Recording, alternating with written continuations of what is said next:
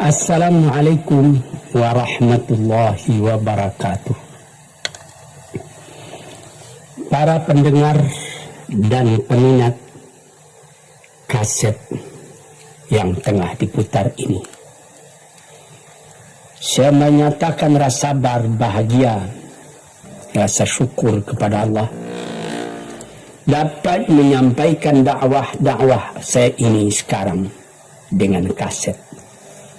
Moga-moga dapat tuan-tuan putarkan, tuan-tuan dengarkan ketika tenang-tenang dengan anak-anak di rumah, atau ketika naik mobil, di mobil-mobil yang dapat memasang kaset dalam perjalanan yang jauh, sehingga kecapean dan kepenatan dalam perjalanan pun hilang karena mendengarkan suara ini. Yang akan jadi cerita saya pada hari ini adalah apa yang pernah kejadian di zaman Nabi kita Muhammad sallallahu alaihi wasallam. Di dalam riwayat ada diceritakan bahwa pada suatu hari, kira-kira pukul 9 pagi sepenggalah matahari naik,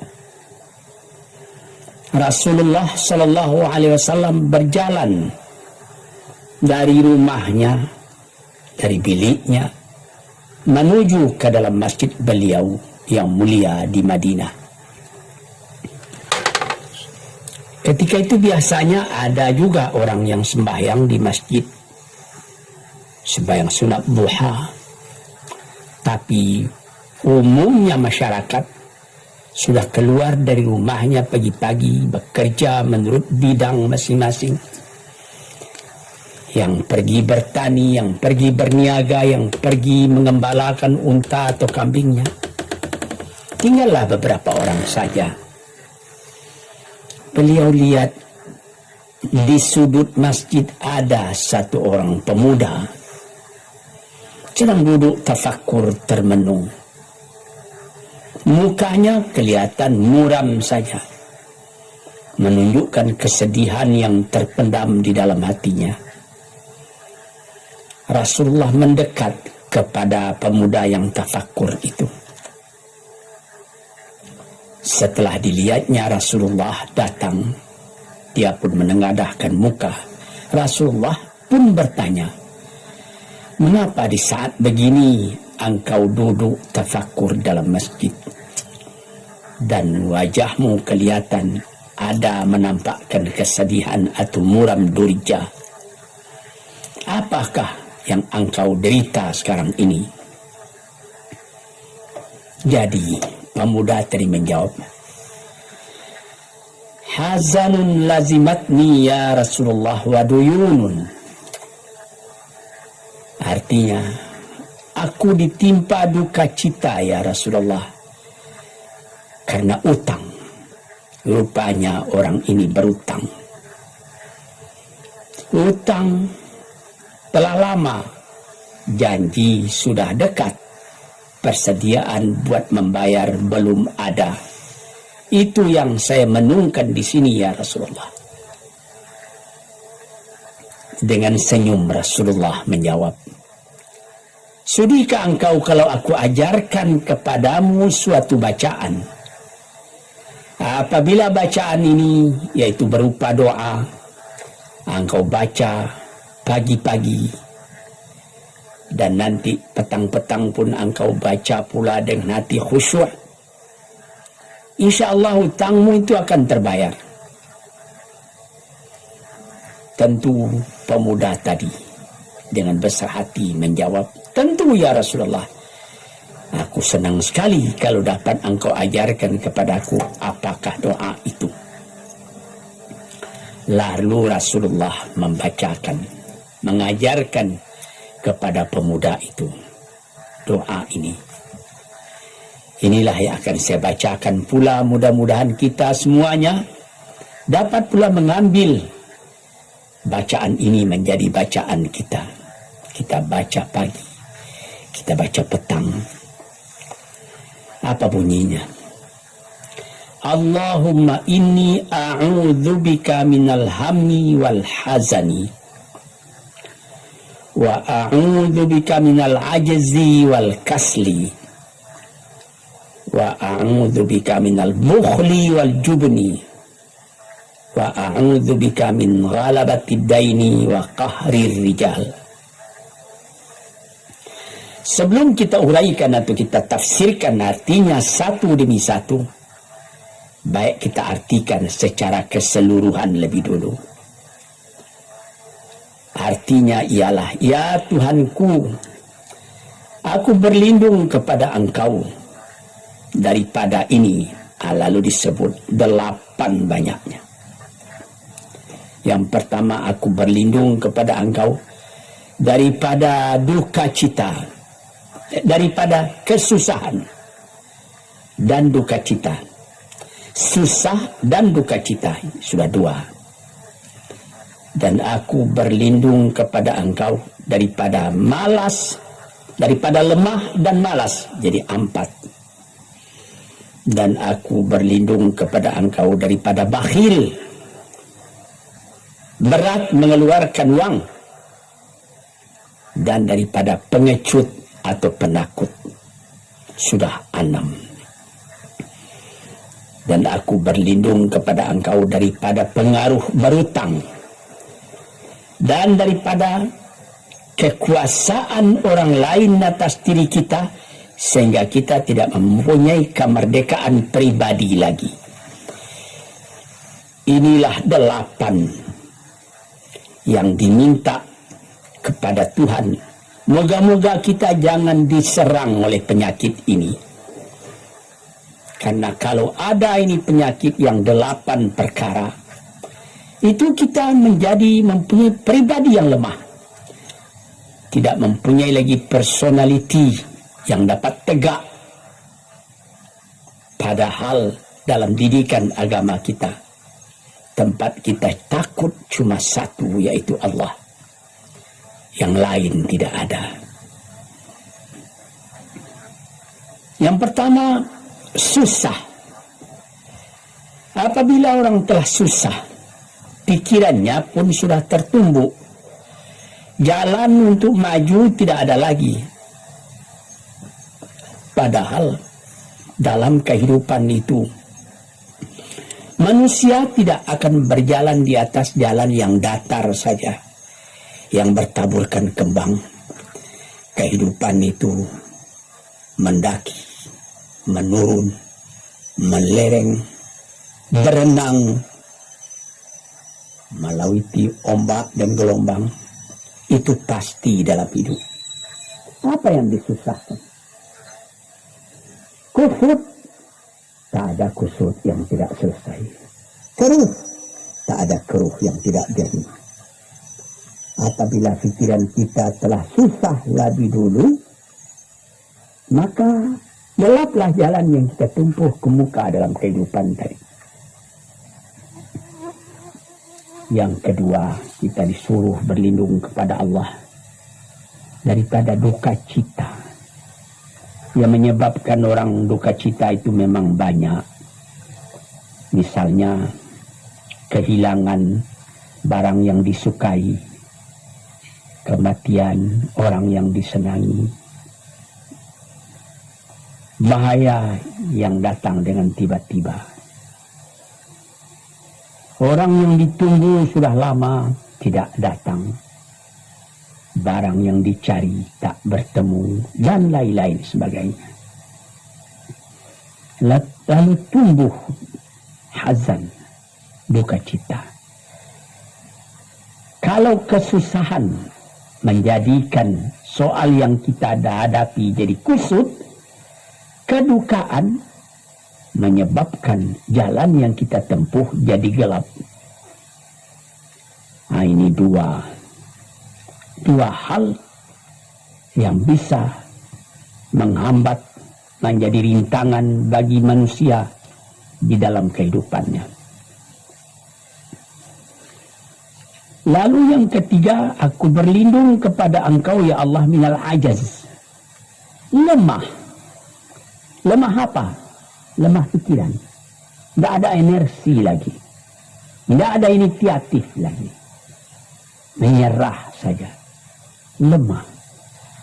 Belum dihadapi suatu soal, hati lebih dulu sudah lemah. Merasa itu soal terlalu besar. Padahal kalau dihadapi, tidak ada kusut yang tidak terselesaikan, tidak ada keruh yang tidak terjadikan. Yang lebih berbahaya lagi, yang keempat, apa? Malas. Kalau sudah malas, apa yang akan dikerjakan lagi? Kita duduk saja termenung-menung dalam kemalasan, lalu angan-angan banyak, cita-cita mati. Angan-angan hendak terbang, padahal sayap tidak ada. Angan-angan hendak mempunyai ini, hendak mempunyai itu, hendak mempunyai Mercedes-Benz, hendak mempunyai rumah besar, tapi ikhtiar tidak ada. Sebab itu ada pepatah dari orang tua-tua kita lebih di zaman dulu, dikatakannya mati, ini zaman penjajahan dulu nih, mati Belanda karena pangkat katanya. Mati Cina karena kaya katanya. Mati Keling karena makanan katanya. Mati Melayu atau Indonesia karena angan-angan. Ini dia.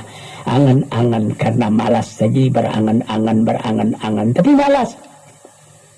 Jadi tidak jadi. Dan itu membentuk juga kepada diri kita. Orang pemalas itu jalannya lunglai saja. Matanya muram saja, tak jauh dia memandang. Ini penyakit. Itu 4 penyakit. Lantas dikatakannya lagi yang nomor 5 dan nomor 6. Wa a'udzubika minal bukhli wal jubni. Dan aku berlindung kepada engkau daripada bakhil dan pengecut. Ini lebih berbahaya lagi. Dikumpul-kumpulnya harta banyak-banyak, maksudnya tadi hendak menguasai harta itu. Lama-lama dengan tidak disadarinya, harta itulah yang menguasai dia. Dia menjadi bakhil. Siang malam tidak ada kesenangan, cuma sibuk cari uang. Kemudian simpan banyak-banyak. Gunanya ya cuma mengumpul itu saja. Akhirnya berapa banyaknya orang yang mengumpul harta banyak-banyak, faidahnya tidak didapatnya. Saya ingat cerita dahulu 40 tahun yang lalu ketika saya masih tinggal di kota Medan. Ada satu orang kaya mengumpul harta. Terkenal dia kaya di Medan, beberapa buah rumah, puluhan rumah yang dipersewakannya. Dan ada lagi harta-harta yang lain. Dia berjalan di jalan raya kota Medan itu dengan jalan kaki pakai payung satu. Padahal orang sudah mulai membeli mobil. Entah Cadillac lah, entah Chevrolet lah. Model-model yang terkenal sebelum perang. Anaknya mengambil faidah dari kekayaan ayahnya. Dia beli mobil dengan uang ayahnya. Lalu orang bertanya, "Tuan, anak Tuan sudah naik mobil, Tuan masih jalan kaki." Apa jawab si bakhil tadi?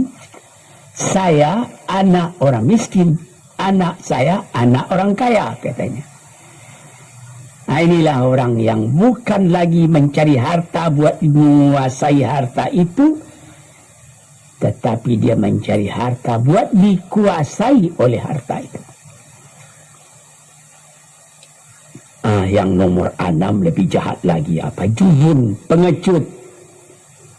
Pengecut ini menjadikan separuh dari kehidupan manusia menjadi gagal.